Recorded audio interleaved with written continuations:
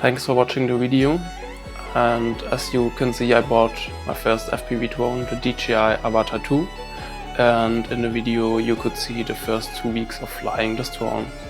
It was a lot of fun, and honestly it was easier as expected to fly the drone.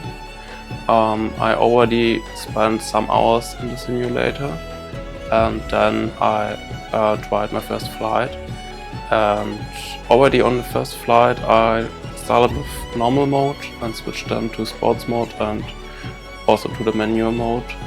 And honestly, the manual mode is the most fun because you can do a lot of more stuff because you have more freedom in the movement, and so that felt the best, and I'm looking forward to fly more with the drone and fly also on different locations, and I will keep you updated.